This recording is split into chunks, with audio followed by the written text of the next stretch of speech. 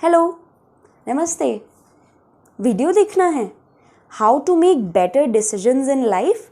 ज़िंदगी में बेहतर निर्णय कैसे लें या कोई भी निर्णय कैसे लें, टिप्स जानना चाहते हैं। एक डिसीजन तो आपने अभी अभी लिया है कि आपको ये वीडियो देखना है और मैं आपको ये आश्वासन दिलाती हूँ कि ये डिसीजन आपका बिल्कुल सही है। तो नमस्कार, स्वागत है आपका। चलिए बातें करते हैं विथ निमिषा में। आज का वीडियो है how to make better decisions in life. कैसे हमें निर्णय लेना चाहिए। हम हर वक्त निर्णय लेते हैं। लंबी सांस लें, गहरी सांस लें, पलकें झपकाएं, वीडियो देखें, कब पानी पीना है, कब वॉशरूम जाना है, प्रोफेशनल लाइफ में क्या करना है, पर्सनल लाइफ में क्या करना है, हेल्थ के लिए क्या करना है। और ऐसे बहुत सारे सवाल होते हैं, बहुत सारे ऐसे पहलू होते हैं हमारे जीवन में जहाँ हमें एक निर्णय लेना पड़ता है। जब मैं स्कूल में थी तो मैंने एक पोम पढ़ी थी रॉबर्ट फ्रॉस्ट की, Two roads diverged in a yellow wood and I took the one less traveled by and that has made all the difference। Hindi में इसका मतलब ये है कि मैं एक जगह पर खड़ा था एक जंगल में और वहाँ आगे वो रास्ते दो जगह जा रहे थे। अब एक पगडंडी में बहुत सारे लोगों के पैरों के निशान थे, मतलब वो रास्ता सभी ने लिया था, वो रास्ता आसान दिख रहा था। लेकिन एक दूसरा रास्ता भी था जो घना था, जो सकरा था और मुझे ऐसा लगा कि यहाँ पर कम लोग गए हैं। अक्सर क्या होता है, इन लाइनों का मतलब क्या है कि अक्सर हम देखते हैं जहाँ भीड़ जा रही है, जहाँ मेजॉरिटी जा रही है, जो सब कर रहे हैं वो हमें ये करना है, बिना ये सोचे, बिना ये अनुमान लगाए, बिना आकलन करे कि हमारे जीवन में इस समय पर इन परिस्थितियों में क्या हमें वाकई ये डिसीजन लेना चाहिए, क्या हमें इस रास्ते से जाना चाहिए। और ज़रूरी नहीं है, कई बार सिर्फ एक रास्ता होता है, कई बार 2, 3 और अनगिनत रास्ते हो सकते हैं। डिसीजन लेने वाले हम स्वयं होते हैं। तो चलिए आज आप कुछ ऐसी टिप्स के बारे में जानेंगे जिनसे आपका ये जो डिसीजन मेकिंग की अगर आपको समस्या है और अगर नहीं भी है तो आप इम्प्रोवाइज़ कर सकते हैं। तो चलिए आज का वीडियो शुरू करते हैं। हम समझते हैं कि डिसीजन क्या होता है सबसे पहले और ये कहाँ लिया जाता है। कई प्रकार के डिसीजन होते हैं, जैसे मैंने बताया। कुछ हमारी डे टू डे लाइफ, हमारी रोज़मर्रा के जीवन से जुड़े होते हैं। आज मुझे इतने बजे उठना है, आज मुझे इतने बजे नहाना है, इतने बजे ये काम करना है और इस तरीके से हम अपना काम करते हैं। कई लोग सुबह जल्दी उठना पसंद करते हैं क्योंकि वो सोचते हैं कि अगर मैं जल्दी उठूँगा तो इसके ये फ़ायदे हैं और हम सारे अनुमान लगाते हैं। तो ये हमारे रोज़मर्रा के डिसीजंस होते हैं। फिर कोई बहुत हमारे ज़िंदगी जिससे बदल सकती है ऐसे डिसीजंस होते हैं, जैसे कि मुझे 10th के बाद हमें कौन सा सब्जेक्ट या कौन सी स्ट्रीम चूज़ करना है, 12th के बाद क्या करना है, कॉलेज के बाद क्या करना है, कॉलेज में रहते हुए क्या करना है, अपना बर्ताव कैसे करना है, अपना दिन कैसे गुजारना है। और हम हज़ारों डिसीजंस लेते हैं एक दिन में।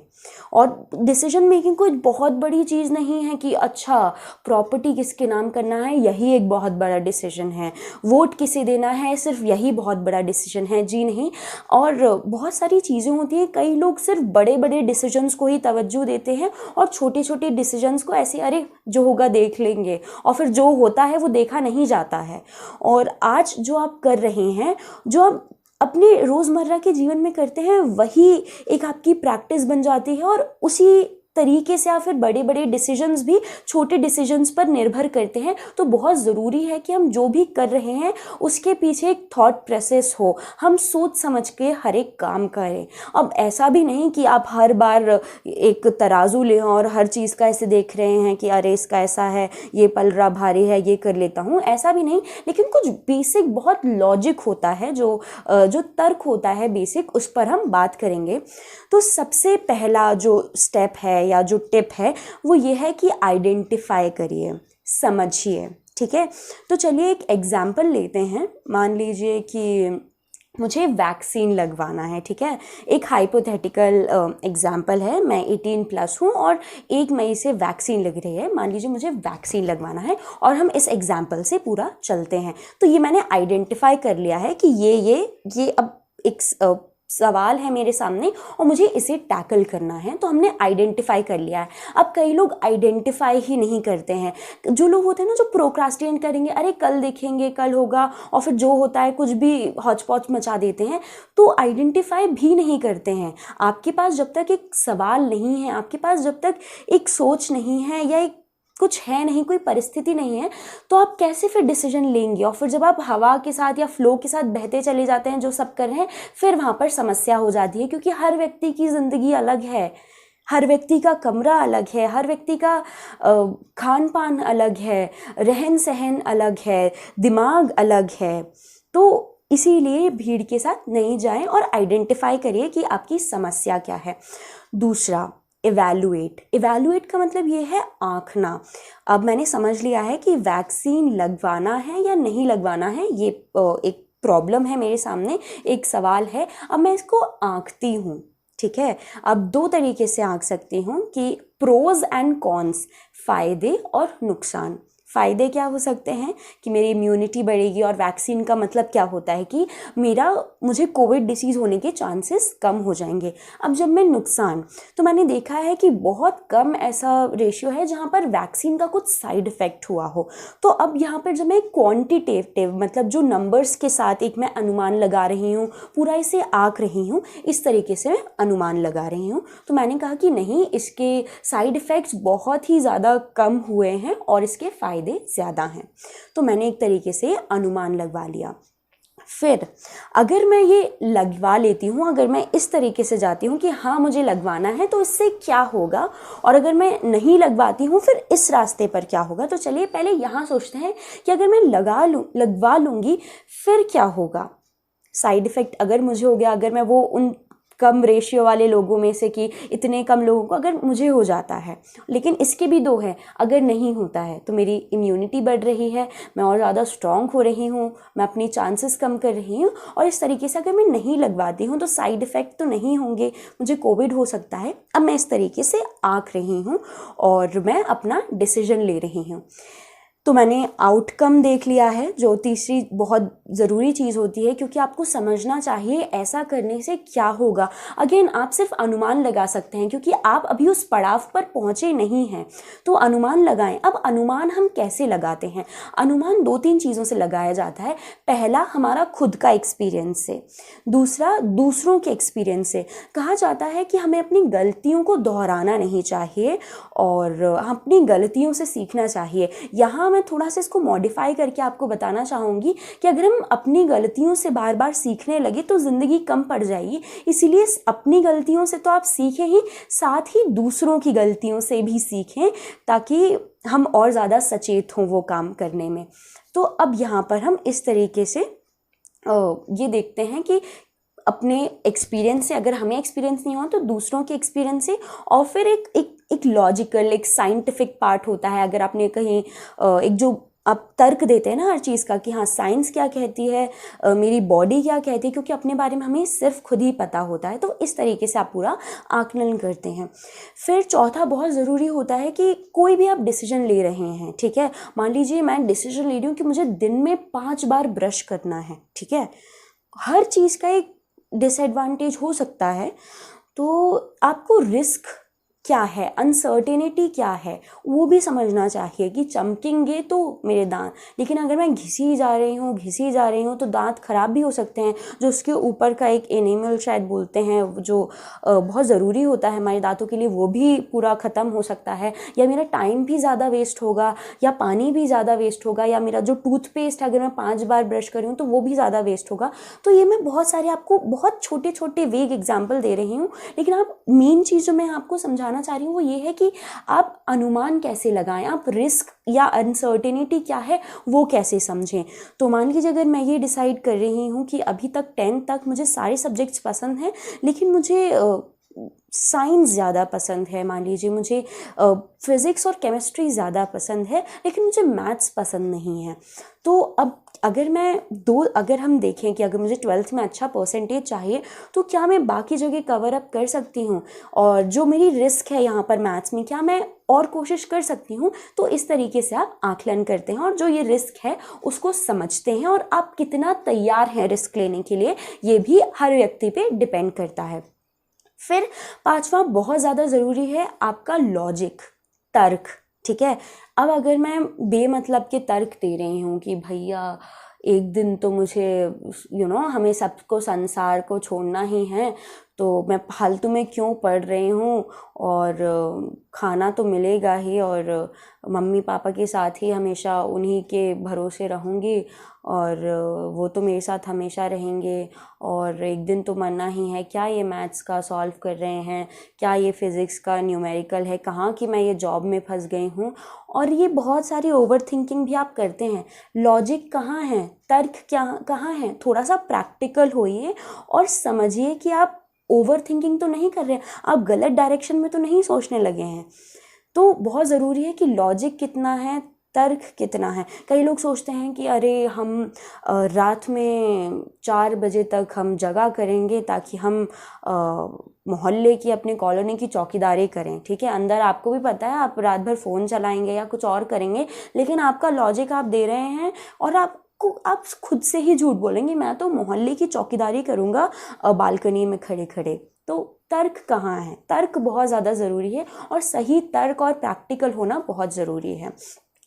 तो अगला हम बात करेंगे, एक होता है शॉर्ट रन और एक होता है लॉन्ग रन। शॉर्ट रन मतलब अभी का समय, ठीक है, अभी के समय में, और लॉन्ग रन का मतलब होता है दूर दौर में, आने वाले समय में। तो आपको समझना है कि मैं ये जो डिसीजन ले रहा हूँ उससे अभी क्या हो सकता है, अभी के समय में इस पर क्या इफेक्ट पड़ेगा मेरी ज़िंदगी पर, और फिर ये डिसीजन से आने वाले 5 या 10 सालों में क्या हो सकता है। अभी जो शॉर्ट रन या जो लॉन्ग रन है, अभी का समय और आने वाला समय, ये भी हर व्यक्ति के लिए अलग अलग हो सकता है। किसी के लिए शॉर्ट रन आने वाले 2 दिन और लॉन्ग रन 1 हफ्ता हो सकता है, किसी के लिए शॉर्ट रन आने वाले 3 महीने और लॉन्ग रन आने वाले 10 साल हो सकता है।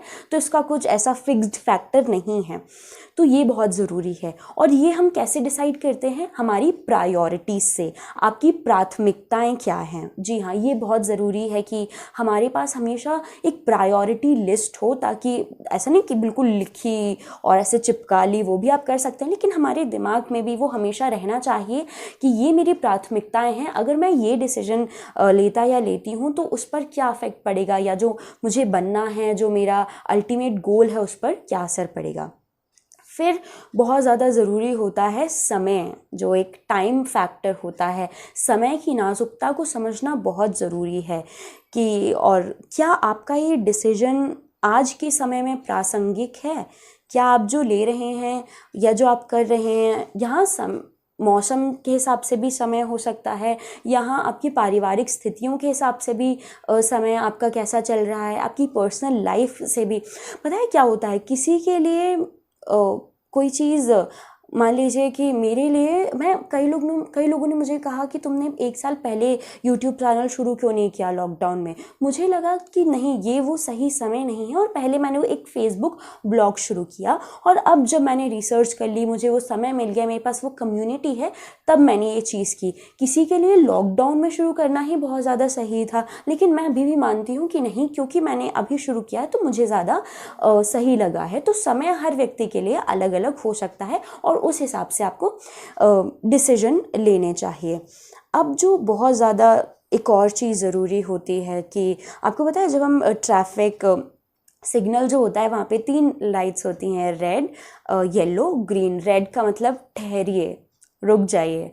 येलो का मतलब तैयार हो जाइए। ग्रीन का मतलब आगे बढ़िए, हरी झंडी है, आप जो सोच रहे हैं सही है, आगे बढ़िए।